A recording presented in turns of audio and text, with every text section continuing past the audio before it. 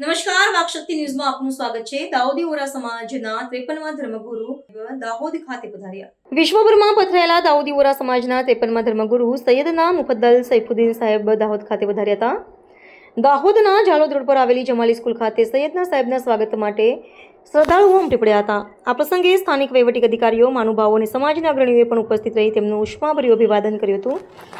પ્રવાસ દરમિયાન સૈયદના સાહેબ ફતેપુરા, સંજેલી, દેવગઢ બારી, અલીરાજપુર અને છોટાઉદેપુર જેવા વિવિધ નગરોની મુલાકાત લીધી હતી.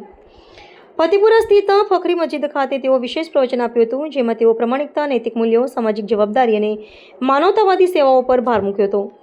સ્થાનિક કોર્ડિનેટર મુસ્તફાભાઈ જાદલીવાલાએ આ પ્રસંગે જણાવ્યું હતું કે સૈયદના સાહેબની નાના નગરોની મુલાકાત પાયાના સ્તરે સામાજિક જોડાણને અત્યંત મજબૂત બનાવે છે. દાઉદી વોરા સમાજના ધર્મગુરુ દાહોદ આવતા ગોધરામાં વોરા સમાજ દ્વારા વહેલી સવારથી ઉમટી પડ્યા હતા અને રેલવે સ્ટેશન પર ભવ્ય સ્વાગત કરાયું હતું.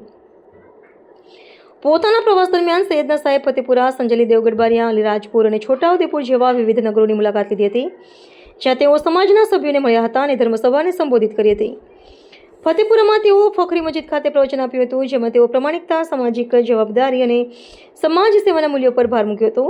સમાજના પ્રતિનિધિઓએ જણાવ્યું હતું કે આ મુલાકાતથી દાઉદી વોરા સમાજ દ્વારા શિક્ષણ, કલ્યાણ અને સ્થાનિક વિકાસ ક્ષેત્રે ચાલી રહેલા પ્રયાસોને વધુ બળ મળશે.